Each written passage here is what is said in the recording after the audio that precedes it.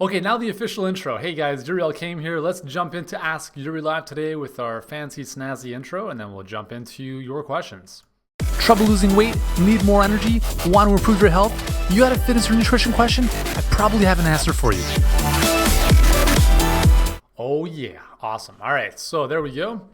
Hope you've enjoyed that. I love throwing that intro in just for for fun every now and then. Okay, so here we are. It is Wednesday, December something, and I don't even know. It's a cold day here in Toronto. I think my brain is frozen, so I don't know if I can think really well. But nonetheless, I'm going to do my very best to answer your question. So if you've got a question related to health, fitness, and nutrition, or ask me, go like just literally just start bombing away in the comment section below this video, and I'll do my best to answer those questions for you. And I'm just going to refresh my feed so I can see what's coming through in terms of questions and comments and praise and love and all that great stuff you guys throw my way. So I'll always appreciate that stuff. Want to let you know that I appreciate you guys for taking the time out of your day, whether it's lunchtime, dinner time, morning time. Thank you for taking the time to join me, for being committed to your health, and that's what this is all about. Okay, so ask your questions below. While I'm waiting for those questions to come through, what I'll do is I'll let you know about the new cookbook, the all-day Fat Burning Cookbook. So brand new bad boy, hits the shelves December 20th, and we got some cool stuff I want to show you inside. So 125 recipes that turbocharge your metabolism to burn fat 24/7. This is the follow-up to the initial all-day fat burning diet. So we had a lot of success with this book, thousands of transformations. And we had a lot of people ask, okay, well, can I get more recipes? What else do you recommend other than I think there's like 50 some odd recipes in the initial diet. And this one is all just purely cookbook awesomeness. So 125 recipes, gluten, dairy, soy, allergen-free, low in sugar. The recipes take less than 20 minutes to make. I'll post a link in the description, in the chat just below in just a second. But this is awesome. So it took me about 3 months to write this cookbook, I guess almost a year ago now. And I'm really happy with how it turned out. Rodale, our publisher, did a great job. And I just want to show you some of the pictures. So you get to enjoy stuff like this. So we got the prosciutto wrapped asparagus with fried egg. We've got the homemade chocolate granola, which is one of my favorites, homemade cereals. Get to enjoy the sunrise smoothie, some really cool omelets and egg recipes. We've got vegetarian and plant lover recipes as well. So we've got some really cool salads, beautiful stuff. And obviously, as you can tell, the pictures are absolutely mouth-watering, which is really important if you enjoy eating food, right? So I want to show you guys some of the desserts because that's what I love. I'm going to show you one of my favorite desserts of all time. Okay, this one here. So right here, this is a salted peanut butter chocolate pudding with coconut whipped cream as a topping. Okay, so this is for your feast days. And if you're not too sure what the feast day is, then it's all described in this book or the previous all-day fat burning diet. But essentially, the beautiful thing about this approach is that we use a 5-day food cycling formula, which allows you to enjoy gourmet-like meals that are based on real foods that actually do your body good. So you can enjoy stuff like that. Obviously, there's much lower sugar content than typical desserts. But the whole idea is that you can indulge yourself without the shame and guilt. You can actually eat great food and lose weight in the process. Eat great food and have more energy. Eat great food and better your health. So that's why I'm super, super passionate about putting together these recipes that not only taste great, but that are really, really good for you based on real food ingredients. Okay, so Zach is asking, what's a good method? So again, I'll post the link for this book in just a second, but you can check it out on Amazon if you're impatient. What's a good method to deflate my stomach? I have a very distended stomach and wanted to know what foods or exercises I can do to deflate it. So it really depends, Zach. It depends what the issue is. I mean, it could be, are you getting inflated, kind of that bloatingness after food and specific foods, right? If so, there could be something called SIBO, which is small intestinal bacterial overgrowth that could be happening. If that's the case, that's a very specific protocol that you want to follow that's going to go a little bit longer into what I can provide in the short context here. But you basically want to kind of eliminate some some different things. So you want to look at SIBO potentially. You may also want to look at, just in SIBO. When I think of bloating and kind of distension, SIBO is one of the first things that comes to mind. Doesn't mean that that's always going to be happening, but is your stomach constantly bloated? Is it constantly, distended? If so, maybe there's just a lot of stuff in there. Maybe there's just a lot of stuff in the digestive system that needs to move itself out. So you could do things like a simple cleanse, right? So just getting more fiber in, moving all that stuff out of the digestive system to reduce obviously what's in there. And then we can look at specific protocols, perhaps like intermittent fasting, to allow your body to tap into more of its own fat stores as a fuel source instead of constantly eating food for fuel throughout the day. So again, it's tough to really answer that question. I know I'm not doing it justice here, but hopefully that gives you a few things to think about. So if you want to add any kind of follow-up stuff to that, Zach, go for it. I'll do my best to kind of continue this conversation as we go through here. So Rosie Smith, can you recommend a gluten-free diet? I also have an allergy to nuts and most seeds, based in the UK. Thanks. Yeah, right here. Okay, I'm not a huge fan of why diet, right? So any of my books, All Day Energy Diet, All Day Fat Burning Diet, these are all gluten-free diets, and I don't think there's like a diet you have to follow. It's really just figuring out what's going to work best for you. Like what are the foods that you enjoy most? If you are allergic to nuts and seeds, then basically just avoid nuts and seeds, right? So you just want to do the best you can with what the tools you have at your disposal. And the good thing for, if you're allergic to nuts and seeds, you're basically going to be following most likely a paleo type of diet, which is some animal products and plenty of plants, right? And that's a terrific way to eat. It's a very, very healthy way to eat. And that's pretty much the approach that I take with a lot of the recipes in the All Day Fat Burning Cookbook, as well as all the recipes that we create on our blog. And yeah, so don't worry about thinking, oh, I can't have any bread. Don't think about the limitations of what you can't have. Just look at the possibilities or what is available to you. And it really, a lot of times, it's really just a mindset shift. I was just hanging out with a good friend of mine this weekend who's a pretty prominent person in our space, actually.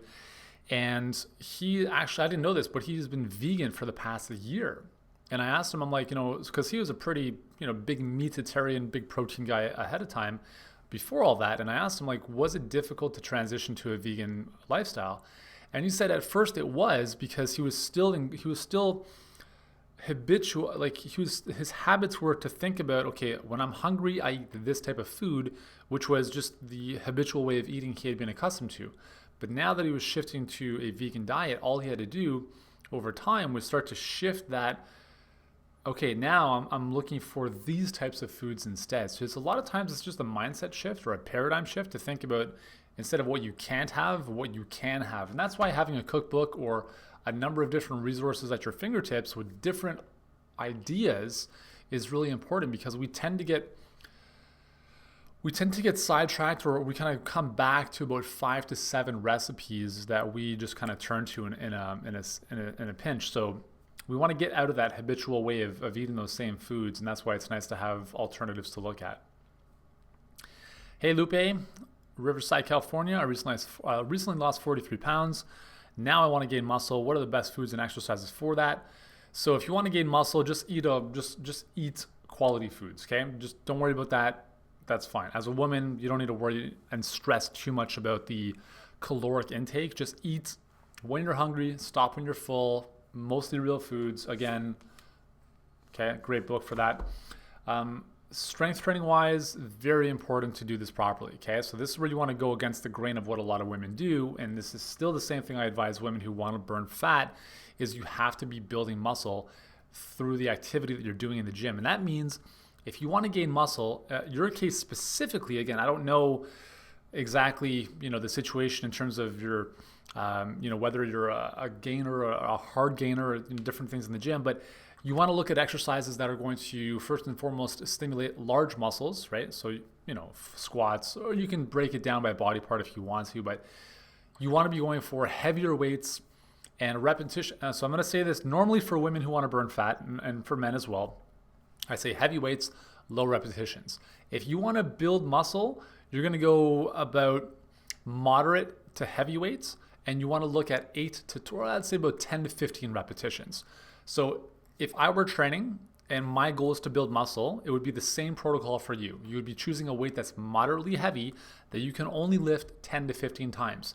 You want to get to the point where your muscles can no longer operate properly. Okay, that's basically the secret sauce. There's a lot of different ways to building muscle and what's known as hypertrophy, but the commonality is you really want to fatigue the muscle. You want to cause a lot of damage at the microscopic level by doing, let's say, a bicep curl, different ranges of motion, different exercises, to the point where it's tough to do a bicep curl without any weight.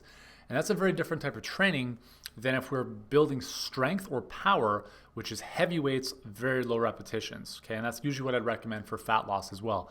But if your goal is to gain muscle, and this applies to men as well, heavier, moderately heavy weights that you can only lift 10 to 15 times. And then you want to be doing a decent amount of volume in one workout, say 2 to 3 sets per exercise, maybe 2 to 3 exercises per body part or per movements that you're doing. And by the end of those, your muscles should be pretty toast. Okay, and then you just want to refuel with good quality foods. So, in a nutshell, there you go.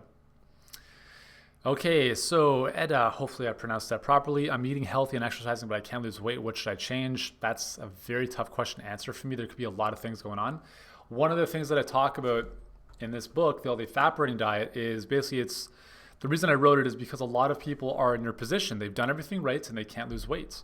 So what I'm going to do is I'm just going to post a link to the initial All Day Fat Burning Diet. So for any of you that have done everything but you can't lose weight, this is the book that I'd recommend. Okay. If I'll also find the link for the new cookbook, just so I have that up there for you guys, and then I'll get back to your questions in just a quick moment. Just give me 2 seconds, guys. I should probably have this ready to go, but I don't.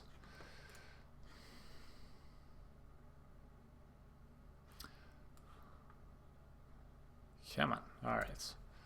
So here is the link for the All Day Fat Burning Cookbook.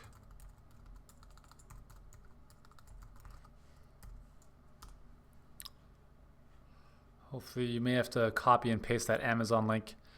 There we go. All right, cool. So it auto-populated. Nice. So again, I can't see all the comments that have been posted here, but I can only see a couple at the one time. So hopefully, Edda, that answers your question. Somya, should fats be incorporated in every meal? Again, don't stress about it. Some meals naturally may not have fat. Others might have more fat. A really simple way of doing that is if, for instance, you're having a salad, add in some olive oil, add in some avocado oil. If you're having eggs and bacon, well, bacon is your fat. I wouldn't go out of your way. I mean, you can if you want to. There's simple things. Like if you're having eggs and bacon obviously is fatty, but you can add in a good quality fat by just having some avocado with that. So I wouldn't stress about it, but I would be cognizant of the fact that, okay, can I get, a healthy fat here? And that should be the same with anything, right? Can I get a healthy protein here? Can I get some good starchy or fibrous vegetables with what I'm eating? Okay, so it's not just about fat, it's about really all-encompassing foods, but don't stress out if one meal is missing the fibrous veggies or the healthy fats, because you'll make up for it throughout the day, assuming you're eating quality foods on a regular basis. All right, so, yes. So I'm just refreshing my feed, just making sure I can see all the most up-to-date comments here. Oh, Christian, what's up, my friends? Long time no see. Hopefully life is great. Thank you very much. How do you explain the effect of cortisol on weight? Okay, this is a great question. I talk about this in the All Day Fat Burning Diet. It's a really important thing to remember. This is something that, so cortisol is a stress hormone. That's a chronic stress hormone. So when you're stressed out chronically, okay, your body's going to release cortisol at higher levels. And basically the fight or flight responses, so the stress response is what's known as the fight or flight response, okay? And that was biologically built into the human body from day one, from the time we first roamed the earth. And that was really important to help us run away from danger or fight if we had to for whatever reason. So that's the fight or flight response. There's a very physiological process, a very specific physiological process that happens with that, where we have this surge of adrenaline, which gives us like that, the dilated pupils, we're ready to take action. And then there's this other hormone called cortisol that's also released. Cortisol is usually released in higher amounts with chronic stress. So chronic stress is stress that we all undergo on a daily basis: emotional, financial, physical, toxicity, environmental stress. All of those are stressors that over time can lead to the adrenals pumping out more cortisol, okay? So the problem is that in today's day and age, we live in such a fast-paced and stressful world, if you will, compared to where we were hundreds of thousands of years ago. And our biology really it really hasn't adapted. It's pretty much the same, okay? So here's the dilemma, is that nowadays, because we're chronically stressed out, a lot of people have either very little cortisol and they have adrenal fatigue and they can't deal with stress, or they have too much cortisol. Cortisol is important, right? It's not good or bad. It's having how much of it you have is the issue, okay? Cortisol is kind of like this buffer around your cells that help them deal with stress. So we want a good amount, but too much becomes an issue, too little becomes an issue. So on the weight gain side, cortisol, what it does to your brain is it's going to signal to your brain, high cortisol means stress. We are unsure of the future. That's essentially the signal that chronic stress sends to your brain. Because remember, our hardwired wiring from day one is survival and reproduction. So in periods of stress, what the body would do is it would slow things down. Think about the winter time. Okay, the winter is a form of stress, right? There's uncertainty, so the body would slow down and go into hibernation mode. This is what a lot of animals do, okay? So when the body goes into slow down hibernation mode, what does it do? Is it going to be burning more calories or storing more calories? Storing more calories, right? And that's because it's a survival mechanism, because your brain doesn't feel safe about its future. So when it's unsafe about its future based on high cortisol, which is a stress hormone that's too elevated, then it's not going to be burning energy, because it's really trying to protect itself.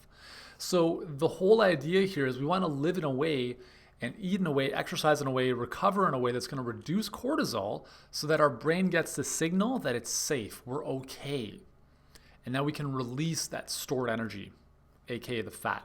So that is, from a meta level, the understanding of how cortisol impacts our ability to lose weight. And that obviously directly impacts, some very specific processes in the body as it pertains to belly fat loss and so forth.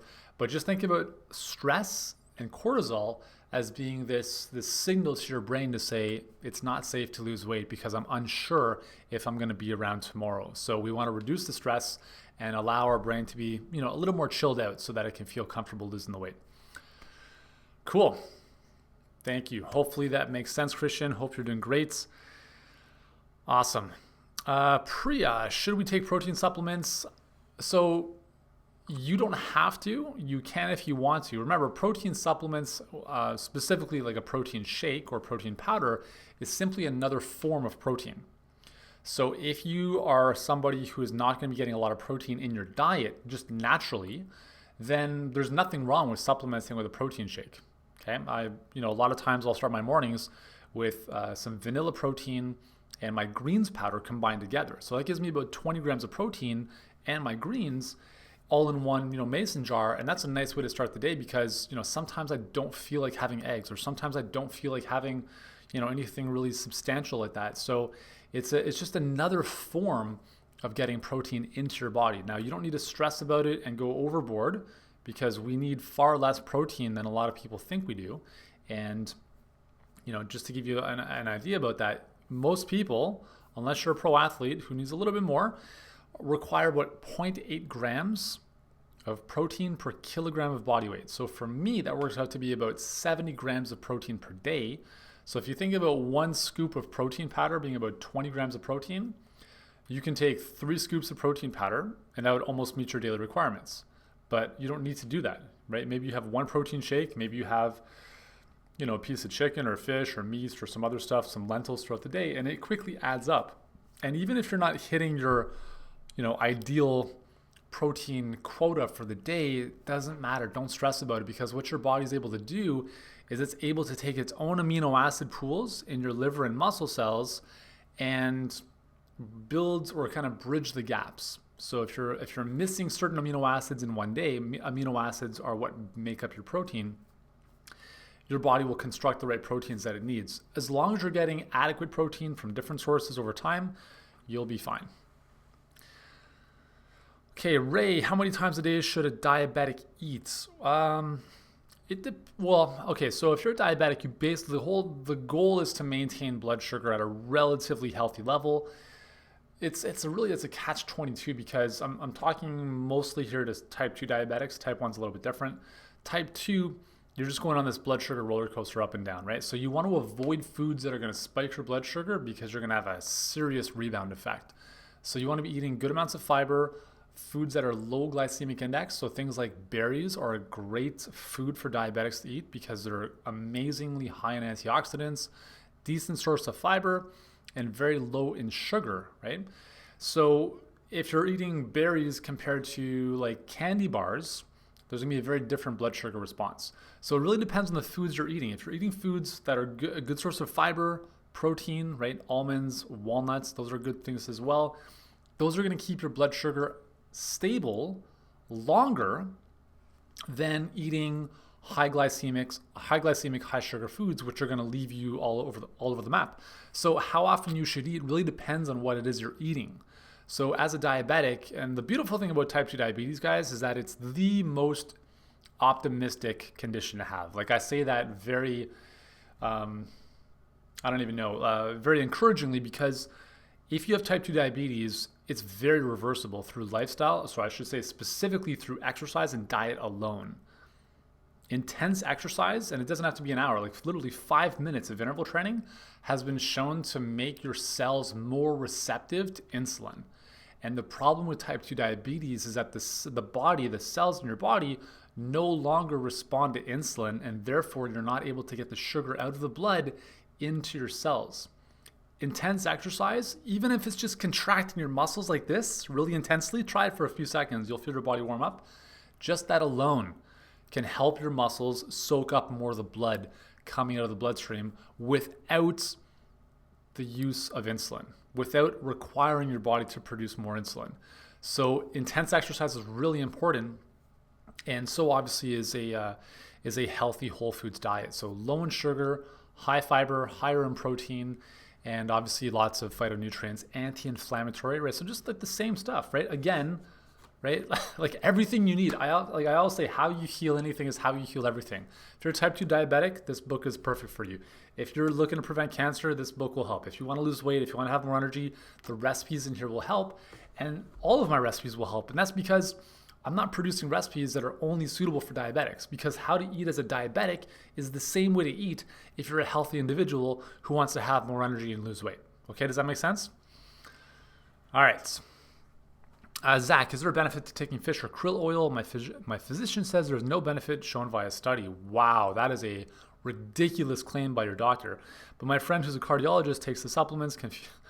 All right, so, I mean, some of these physicians and doctors, it's ridiculous. The information that they're putting out there is absolutely insane. They only know what they know, right? They only really know what drug to prescribe. And to say that there's no scientific literature showing the benefits of fish or krill oil is completely irresponsible. That's pretty unfortunate. So I would definitely say fish oil or krill oil is great, highly anti-inflammatory. There's been a lot of different studies, and you can just go to Google Scholar and type in benefits of fish oil. Okay, and you'll find hundreds, if not thousands, of studies that show fish oil benefits for reducing inflammation in the body, which is very important for all levels of health, improved brain health, even improved ability to burn fat in some cases, improved cardiovascular outcomes, all sorts of stuff. So that's a really ridiculous thing for any doctor to say. Unless you're on a blood thinner, right? The only contraindication is if you're on a blood thinner, maybe don't take fish oil because it's going to thin your blood. But other than that, it's nuts. Sandy, what's up? Good morning to you as well. Thank you very much. Priya, I want to recover faster from my workouts. I stretch, take a protein shake immediately after a workout, and take fish oil. What else can I do to get out of DOMS quickly? Work out more frequently, so not 7 days a week, but just make sure you don't take a month off here and there, because you're going to get right back into the delayed onset muscle soreness. Otherwise, movement is very important, right? Also, if you're doing different types of workouts, different movement patterns, different muscle fibers will be involved, right? There's a big difference, for instance, between doing a normal squat and a sumo squat. There's a big difference between doing step-ups and lunges, right? All of these different movement patterns are going to stretch and tax different ranges of your muscles, and therefore increase soreness if those muscles are not used to those ranges of motion. So you want a really well varied type of program, and if you're doing the same thing all the time and all of a sudden you do something new, well, then you're going to have that delayed onset muscle soreness. So I think you're on the right path doing what you're doing. Movement is important after the workouts, the day after, to prevent a lot of the stiffening up. Another big thing is foam rolling. If you're not already doing that, right? Foam rolling is really, really big. Stretching's not really going to do much in terms of soreness.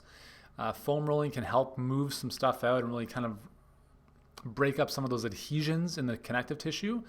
And also the importance of alkalizing your body, getting more alkalinity, a lot of greens into your body. Again, there's very little scientific evidence for this, but anecdotally, I've noticed this for myself, as well as a lot of the people that we've been able to help who get more greens into their body to reduce the reduce the acidosis, the acid that is built up during the workouts, right? We know lactic acid, that's a form of acid. So if we're eating an acidic diet, that's compounding all the lactic acid that we're producing in our workouts. Again, there's not a lot of science to prove this yet, but it's something that I've noticed anecdotally to be very helpful as well. So if you're on the right path, maybe a couple of those suggestions can help you out as well. Lindsay, you are welcome. I'm happy to do all these videos. And I keep saying I'm going to do more Facebook Live. I'm not too sure when that's going to start, but at some point it will. What we'll do is with this cookbook, I've got a bunch to give away. So we might do a cool giveaway this over the next couple days of I don't know. So anyways, stay tuned to the page.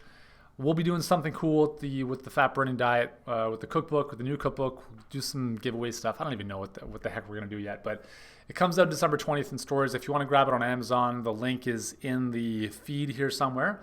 And with that said, I got to wrap this bad boy up. I want to thank you guys for taking the time, joining me today. It's, we're almost at the end of the year. So I hope you guys are starting to plan and think about 2017, how you can make it awesome. But again, you don't need to wait till the new year, right? Start today.